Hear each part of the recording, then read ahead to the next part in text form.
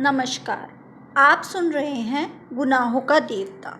पिछले भाग में हमने सुधा के कॉलेज और सुधा की मित्र गेसु के बारे में सुना। अब आगे। दूसरे दिन जब चंदर डॉक्टर शुक्ला के यहाँ निबंध की प्रतिलिपि लेकर पहुँचा तो 8 बज चुके थे। 7 बजे तो चंदर की नींद ही खुली थी और जल्दी से वह नहा धोकर साइकिल दौड़ाता हुआ भागा कि कहीं भाषण की प्रतिलिपि पहुंचने में देर न हो जाए। जब वह बंगले पर पहुंचा तो धूप फैल चुकी थी। अब धूप भली मालूम नहीं पड़ती थी। धूप की तेजी बर्दाश्त से बाहर होने लगी थी, लेकिन सुधा नील कांटे के ऊंचे ऊंचे झाड़ की छां में एक छोटी सी कुर्सी डाले बैठी थी। बगल में छोटी सी मेज थी जिस पर कोई किताब खुली रखी थी। हाथ में क्रोशिया थी और उंगलियां एक नाजुक तेजी से डोरे के साथ उलझ सुलझ रही थी। हल्के बादामी रंग की इकलाई की लहराती हुई धोती, नारंगी और काली स्याही तरछी के कलफ किया हुआ चुस्त ब्लाउज और कंधे पर उभरा हुआ उसका एक पफ। ऐसा लग रहा था कि जैसे कि बाहों पर कोई रंगीनी तितली आकर बैठी हुई है और उसका सिर्फ एक पंख उठ गया हो। अभी अभी शायद नहाकर आई थी, क्योंकि शरद की खुशनुमा सुबह की धूप की तरह हल्के सुनहले बाल पीठ पर लहरा रहे थे। नील कांटे की टहनियाँ उसको सुनहली लहरें समझकर अठखेलियाँ कर रही थी। चंदर की साइकिल जब अंदर दिख पड़ी तो सुधा ने उधर देखा, लेकिन कुछ भी न कहकर फिर क्रोशिया बुनने लग गई। चंदर सीधा पोर्टिको में गया। उसने साइकिल रखकर भीतर चला गया, शुक्ला जी के पास। स्टडी रूम में, बैठक में, सोने के कमरे में कहीं भी डॉक्टर शुक्ला नजर नहीं आए। हार कर वह बाहर आया तो देखा मोटर अभी गैरेज में है। वे कहाँ जा सकते हैं? और सुधा को तो देखिए, क्या अकड़ी हुई है आज, जैसे चंदर को जानती ही नहीं। चंदर सुधा के पास आया। सुधा का मुंह और भी लटक गया। डॉक्टर साहब कहाँ हैं? चंदर ने पूछा। हमें क्या मालूम? सुधा ने क्रोशियों के निगाह हटाए बिना ही जवाब दिया। तो किसे मालूम होगा? चंदर ने डांटते हुए कहा। हर वक्त का मजाक हमें अच्छा नहीं लगता। काम की बात का उसी तरह जवाब देना चाहिए। उनके निबंध की लिपि देनी है कि नहीं? हाँ हाँ देनी है। तो मैं क्या करूं? नहा रहे होंगे। अब कोई ये तो नहीं कि तुम निबंध की लिपि लाए हो तो कोई नहाए धोए ही नहीं। सुबह से बैठा रहे, निबंध आ रहा है, अब आ रहा है, अब आ रहा है। सुधा ने मुंह बनाकर आंखें नचाते हुए कहा। तो सीधे क्यों नहीं कहती कि नहा रहे हैं? चंदर ने सुधा के गुस्से पर हंसकर कहा। चंदर की हंसी पर तो सुधा का मिजाज और भी बिगड़ गया और अपनी क्रोशिया उठाकर उसने किताब बगल में दबाकर वह उठकर अंदर चली गई। उसके उठते ही चंदर आराम से कुर्सी पर बैठ गया और मेज पर टांग फैलाकर बोला, आज मुझे बहुत गुस्सा चढ़ा है। खबरदार, कोई बोलना मत। सुधा जाते जाते मुड़कर खड़ी हो गई। हमने कह दिया चंदर एक बार कि हमें ये सब बातें अच्छी नहीं लगती। जब देखो तुम चिढ़ाते रहते हो। सुधा ने गुस्से से कहा। नहीं, चिढ़ाएंगे नहीं तो पूजा करेंगे। तुम क्या अपने मौके पर छोड़ देती हो? हाँ? चंदर ने उसी लापरवाही से कहा। सुधा गई नहीं, वह घास पर बैठ गई और किताबें खोलकर पढ़ने लगी। जब 5 मिनट तक वह कुछ नहीं बोली तो चंदर ने सोचा, आज बात कुछ गंभीर है। सुधा, उसने बड़े दुलार से पुकारा। ओ सुधा। सुधा ने कुछ नहीं कहा, मगर 2 बड़े बड़े आंसू के टोपे नीचे किताब पर गिर गए। अरे क्या बात है सुधा, नहीं बताओगी? कुछ नहीं। बता दो, तुम्हें हमारी कसम है। कल शाम को तुम आए नहीं। सुधा रोनी आवाज में बोली। बस इतनी सी बात पे नाराज हो पागल? हाँ, इतनी सी बात पर नाराज हूँ। तुम आओ चाहे ना आओ, इससे हमें क्या?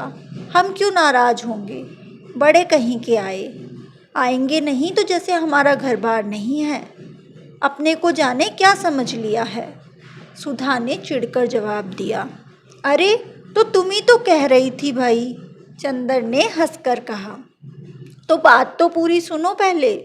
शाम को गेसू का नौकर आया था। उसके छोटे भाई हसरत की सालगिरह थी। सुबह कुरान खानी होने वाली थी और उसकी माँ ने बुलाया था। तो गई क्यों नहीं? गई क्यों नहीं? किससे पूछ कर जाती? आप तो इस वक्त आ रहे हैं जब सब खत्म हो गया, सुधा बोली। तो पापा से पूछकर चली जाती, चंदर ने समझाकर कहा। और फिर गेसू के यहाँ तो तुम अक्सर जाती रहती हो। तो आज तो डांस भी करने को कहा था उसने। फिर बाद में तुम कहते, सुधा तुम्हें ये नहीं करना चाहिए, वो नहीं करना चाहिए, लड़कियों को ऐसे रहना चाहिए, वैसे रहना चाहिए, और बैठकर उपदेश देते और नाराज होते। बिना तुमसे पूछे कहीं सिनेमा, पिकनिक, जलसों में गए हैं कभी? और फिर सुधा के आंसू टपक पड़े। पगली कहीं की, इतनी सी बात पर रोना क्या? किसी के हाथ कुछ उपहार भेज दो और फिर किसी मौके पर चली जाना। हाँ, चली जाना। तुम्हें कहते क्या लगता है? गेसू ने कितना बुरा माना होगा, सुधा ने बिगड़ते हुए कहा। इम्तिहान आ रहा है, फिर कब जाएंगे? अरे कब है इम्तिहान तुम्हारा? चाहे जब हो। मुझे पढ़ाने के लिए कहा किसी से? अरे भूल गए। अच्छा देखो, आज कह देंगे। कहेंगे कहेंगे नहीं, आज दोपहर में आप बुला लाइए, वरना इन सब किताबों को लगाए देते हैं हम आग। समझे कि नहीं? अच्छा, आज दोपहर को बुला लाएंगे। ठीक है। अच्छा याद आया, वो बिसरिया है ना, उससे कहूँगा तुम्हें पढ़ाने के लिए। उसे रुपए की भी ज़रूरत है, चंदर ने छुटकारे का कोई रास्ता न देकर कहा। आज दोपहर को जरूर से बुला लाना, सुधा ने आंखें नचाकर कहा। लो पापा आ गए नहाकर, जाओ। चंदर उठा और चल दिया। सुधा उठी और अंदर चली गई। डॉक्टर शुक्ला हल्की सांवले रंग का, जरा स्थूलकाय से थे। बहुत गंभीर अध्ययन और अध्यापन के साथ और उम्र के साथ उनमें नम्रता और बढ़ती जा रही थी। लेकिन वे लोगों से मिलते जुलते कम थे। व्यक्तिगत दोस्ती उनकी किसी के साथ नहीं थी। लेकिन उत्तर भारत के प्रमुख विद्वान होने के नाते कॉन्फ्रेंस में, मौखिक परीक्षाओं में, सरकारी कमेटियों में बराबर बुलाए जाते थे और इसके प्रमुख दिलचस्पी से हिस्सा लेते थे। ऐसी जगहों में चंदर उनका प्रमुख सहायक रहता था और इसी नाते चंदर भी प्रांत के बड़े बड़े लोगों से परिचित हो गया था।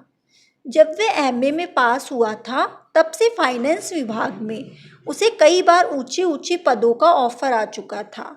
लेकिन डॉक्टर शुक्ला इसके खिलाफ थे। वे चाहते थे कि पहले वे रिसर्च पूरी कर ले, संभव हो तो विदेश हो आए, तब जाकर कुछ काम करे।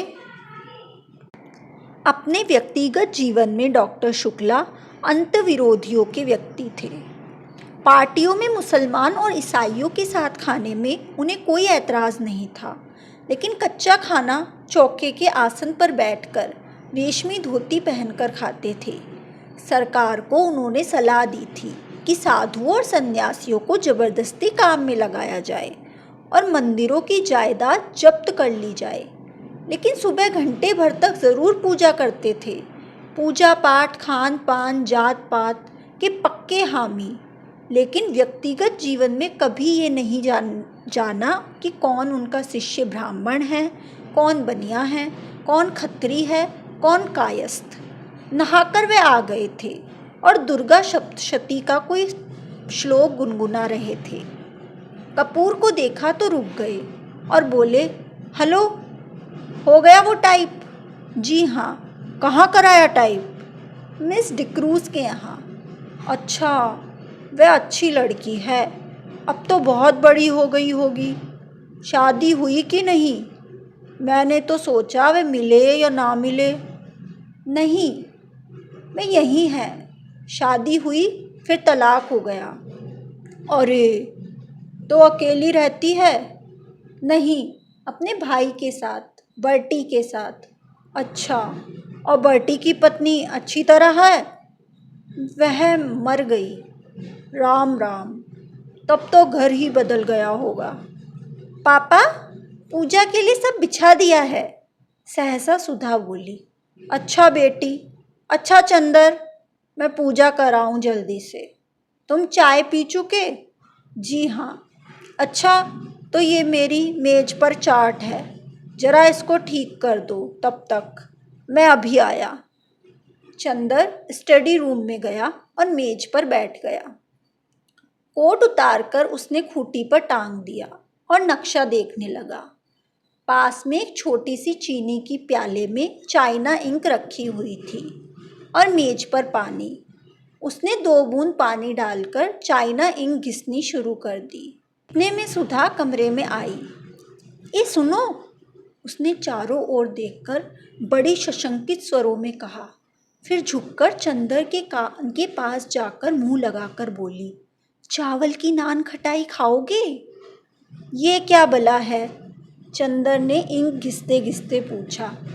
बड़ी अच्छी चीज होती है, पापा को बहुत अच्छी लगती है।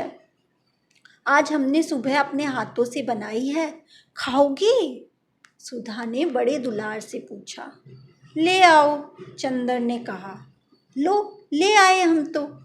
सुधा ने अपने आंचल में लिपटी हुई 2 नान खटाई निकालकर मेज पर रख दी। अरे, तश्तरी में क्यों नहीं लाई? सब धोती में घी लगा लिया। इतनी बड़ी हो गई, शऊर नहीं जरा सा भी, चंदर ने बिगड़ कर कहा।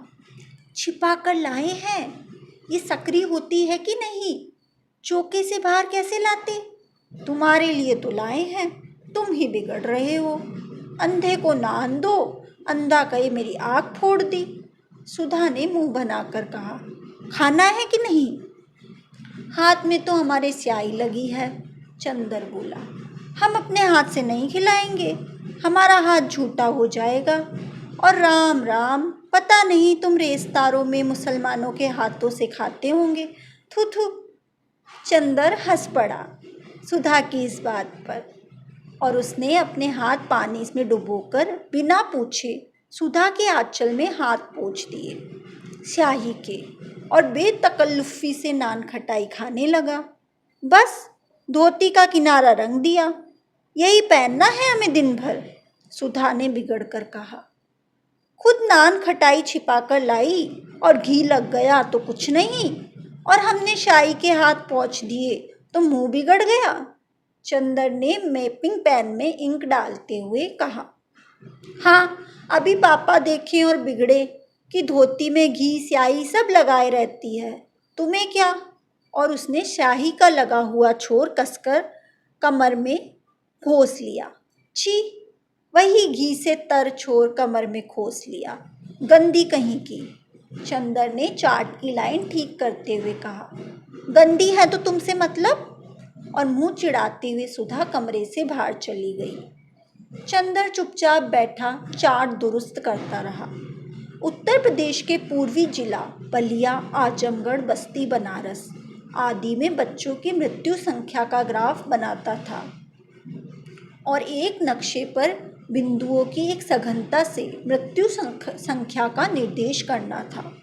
चंदर की एक आदत थी, जब वह काम में लगता था तो भूत की तरह लगता था।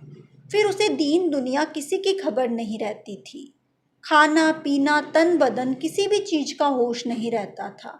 इसका एक कारण था कि चंदर उन लड़कों में से था जिनकी ज़िंदगी बाहर से बहुत हल्की फुल्की होती है, पर अंदर से बहुत गंभीर और अर्थमयी होती है, जिनके सामने स्पष्ट उद्देश्य और एक लक्ष्य होता है। बाहर से चाहे जैसे होने पर भी अपने आंतरिक सत्य के प्रति घोर ईमानदार इन लोगों की विशेषता होती है, और सारी दुनिया के प्रति अगंभीर और उच्च श्रृंखलन होने के बाद भी जो चीज़ें इनकी लक्ष्य परिधि में आ जाती है, उसके प्रति इनकी गंभीरता साधना और पूजा बन जाती है। इसलिए बाहर से इनका व्यक्तित्व और सारी दुनिया के प्रति निरपेक्ष और लापरवाह दिख पड़ने पर भी ये अंतर मन से समाज और युग को, अपने आसपास के जीवन और व्यक्तित्व के प्रति बेहद उत्तरदायी अनुभव करते हैं। मैं देशभक्त भी था और शायद समाजवादी भी, पर अपने तरीके से। वह खद्दर नहीं पहनता था, कांग्रेस का सदस्य नहीं था, जेल नहीं गया था, फिर भी वह अपने देश से प्यार करता था, बेहद प्यार। उसकी देशभक्ति, उसका समाजवाद, सभी उसके अध्ययन और खोज में समा गया था। वह ये जानता था कि समाज के सभी स्तंभों का अपना अलग महत्व है। अगर सभी मंदिर के कुंगरू का फूल बनने की कोशिश करने लगे तो नींव की ईंट और सीढ़ी का पत्थर कौन बनेगा। वह ये जानता था कि अर्थशास्त्र वह पत्थर है जिस पर ये समाज के सारे भवन का बोझ है, और उसने निश्चय किया कि वह अपने देश, अपने युग के आर्थिक पहलू की वह खूब अच्छी तरह अपने ढंग से विश्लेषण करके देखेगा। और उसे आशा थी कि वह एक दिन ऐसा समाधान खोज निकालेगा कि मानव की बहुत सी समस्याएं हल हो जाएगी, और आर्थिक और राजनीतिक क्षेत्र में अगर आदमी खूंखार जानवर बन गया तो एक दिन दुनिया उसकी एक आवाज़ पर देवता बन सकेगी। इसलिए जब वह बैठकर कानपुर की मीलों के मजदूरों के वेतन का चार्ट बनाता था, या उपयुक्त साधनों के अभाव में मर जाने वाली गरीब औरतों और बच्चों का लेखा जोखा करता था, तो उसके सामने अपना करियर, अपनी प्रतिष्ठा, अपनी डिग्री का सपना नहीं होता था। उसके मन में उस वक्त वैसा संतोष होता था जो किसी पुजारी के मन में होता है जब वह अपने देवता की अर्चना के लिए धूप दीप नैवेद्य चढ़ाता है। बल्कि चंदर थोड़ा भावुक था। एक बार तो जब चंदर ने अपने रिसर्च के सिलसिले में ये पढ़ा कि अंग्रेजों ने अपनी पूंजी लगाने और अपना व्यवहार फैलाने के लिए किस तरह मुर्शिदाबाद से लेकर रोहतक तक हिंदुस्तान के गरीब से गरीब और अमीर से अमीर बाशिंदे को आमुनिशिकता से लूटा, तब वह फूट फूट कर रो पड़ा। लेकिन इसके बावजूद उसने राजनीति में कभी डूबकर हिस्सा नहीं लिया, क्योंकि उसने देखा कि उसने जो भी मित्र राजनीति में गए वे थोड़े दिन बाद बहुत प्रसिद्ध और प्रतिष्ठित हो गए, मगर आदमियत खो बैठे। अपने अर्थशास्त्र में मौजूद वह समझता था कि आदमी की जिंदगी सिर्फ आर्थिक पहलू तक सीमित नहीं है। वह यह भी समझता था कि जीवन को सुधारने के लिए सिर्फ आर्थिक ढांचा बदल देने की जरूरत नहीं है। उसके लिए आदमी का सुधार करना होगा, व्यक्ति का सुधार करना होगा। बल्कि भरे पूरे और वैभवशाली समाज में आज के अस्वस्थ और पार्श्विक कृतियों वाले व्यक्ति रहेंगे तो दुनिया ऐसी ही लगेगी जैसे एक खूबसूरत सजा सजाया महल जिसमें कीड़े मकोड़े और राक्षस रहते हैं।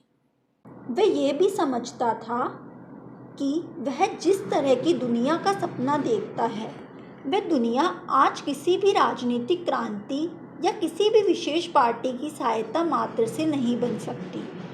उसके लिए आदमी को अपने को बदलना होगा, किसी समाज को बदलने के से काम नहीं चलता। इसलिए वह अपने व्यक्ति के संसार में निरंतरता लगा रहता था और समाज के आर्थिक पहलू को समझने की कोशिश करता था। यही कारण था कि अपने जीवन में आने वाले व्यक्तियों के प्रति वह बेहद ईमानदार रहता था और अपने अध्ययन और काम के प्रति वह सचेत और जागरूक रहता था। वह अच्छी तरह समझता था कि इस तरह वह दुनिया की ओर बढ़ने में थोड़ी मदद कर सकेगा। चूँकि अपने में वह सत्य की वह चिंगारी पाता था, इसलिए कवि या दार्शनिक न होते हुए भी वह इतना भावुक, इतना दृढ़ चरित्र, इतना सशक्त, इतना गंभीर था कि काम को करने में वो इस तरह करता था कि वह किसी की एकाग्र उपासना कर रहा हो। इसलिए जब वह चार्ट के नक्शे पर कलम चला रहा था तो उसे मालूम ही नहीं हुआ कि कितनी देर में डॉक्टर शुक्ला आकर उसके पीछे खड़े हो गए। वाह, नक्शे पर तो तुम्हारा हाथ बहुत अच्छा चलता है। बढ़िया है, अब उसे रहने दो। लाओ देखो तुम्हारा काम कैसा चल रहा है। आज तो इतवार है ना। डॉक्टर शुक्ला पास की कुर्सी पर बैठकर बोले, चंदर, आजकल मैं किताब लिखने की सोच रहा हूँ।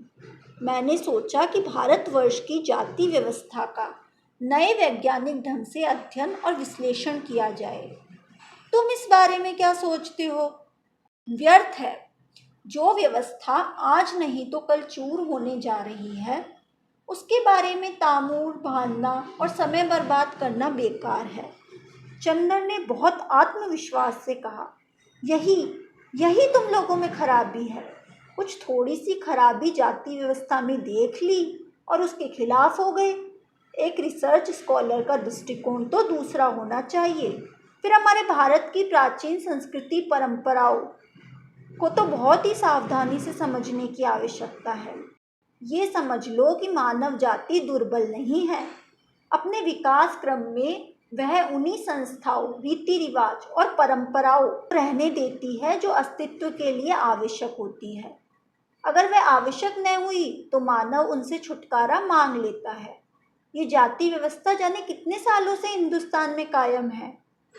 क्या यह इस बात का प्रमाण नहीं कि ये बहुत सशक्त है, अपने में बहुत ज़रूरी है? अरे, हिंदुस्तान की भली चलाई, चंदर बोला। हिंदुस्तान में तो गुलामी कितने दिनों तक कायम थी, तो क्या वह भी ज़रूरी है? बिल्कुल ज़रूरी है, शुक्ला बोले। मुझे भी हिंदुस्तान पर गर्व है। मैंने कभी कांग्रेस का काम किया, लेकिन मैं इस नतीजे पे पहुंचा हूँ कि जरा सी आज़ादी मिलने से हिंदुस्तानियों को वे भरपूर दुरुपयोग करने लगते हैं, उससे बाज नहीं आते और कभी भी ये लोग अच्छे शासक नहीं निकलेंगे। अरे नहीं, ऐसी बात नहीं। हिंदुस्तानियों को ऐसा बना दिया गया है अंग्रेज़ों ने, वरना हिंदुस्तान में तो चंद्रगुप्त और अशोक पैदा हुए हैं। और रही जाति व्यवस्था की बात, तो मुझे तो स्पष्ट दिख रहा है कि जाति व्यवस्था टूट रही है, कपूर बोला। रोटी बेटी की कैद थी, रोटी की कैद तो करीब करीब टूट चुकी है। बेटी की कैद भी ब्याह शादियों में 1-2 पीढ़ी तक स्वच्छंदता से होने लगेगी। अगर ऐसा हुआ तो बहुत गलत होगा, इससे जातिगत पतन होगा। ब्याह शादी को कम से कम मैं इस भावना की दृष्टि से नहीं देखता। ये एक सामाजिक तथ्य है और उसी दृष्टिकोण से हमें देखना चाहिए। शादी की सबसे बड़ी बात होती है सांस्कृतिक समानता, और अलग अलग जाति में अलग अलग रीति रिवाज है। एक जाति की लड़की दूसरी जाति में जाकर कभी भी ठीक तरह से संतुलित नहीं हो पाती।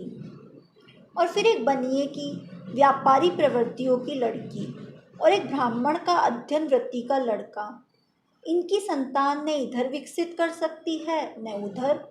ये तो सामाजिक व्यवस्था को व्यर्थ में ही असंतुलित करना हुआ। हाँ, लेकिन विवाह को आप केवल सामाजिक दृष्टिकोण से क्यों देखते हैं? व्यक्ति के दृष्टिकोण से देखिए। अगर 2 विभिन्न जाति के लड़का लड़की अपना मानसिक संतुलन ज़्यादा अच्छा कर सकते हैं, तो क्यों ना विवाह की इजाज़त दे दी जाए? ओहो, एक व्यक्ति के सुझाव के लिए हम समाज को क्यों नुकसान पहुंचाएं? और इसका क्या निश्चय है कि विवाह के बाद यदि दोनों में मानसिक संतुलन है तो विवाह के बाद भी रहेगा? मानसिक संतुलन और प्रेम जितना अपने मन पर आधारित होता है, उतनी ही बाहरी परिस्थितियों पर। क्या जाने ब्याह के वक्त की परिस्थिति का दोनों के मन पे कितना प्रभाव है और उसके बाद संतुलन रह पाएगा कि नहीं। और मैंने तो लव मैरिज को असफल होते हुए भी देखा है। बोलो, है कि नहीं? डॉक्टर शुक्ला ने कहा। हाँ, प्रेम विवाह अक्सर असफल होते हैं, क्योंकि संभव है कि वह प्रेम नहीं होता। जहाँ सच्चा प्रेम होता है, वहाँ कभी असफल विवाह नहीं होते। चंदर ने बहुत साहस करके कहा। ओहो, ये सब साहित्य की बात है। समाजशास्त्र की दृष्टि से, वैज्ञानिक दृष्टि से देखो। अच्छा खैर, अभी मैंने उसकी रूपरेखा बनाई है, लिखूंगा तो तुम सुनते चलना। लाओ, वह निबंध कहाँ है? शुक्ला बोला। चंदर ने उन्हें टाइप की प्रतिलिपि दे दी।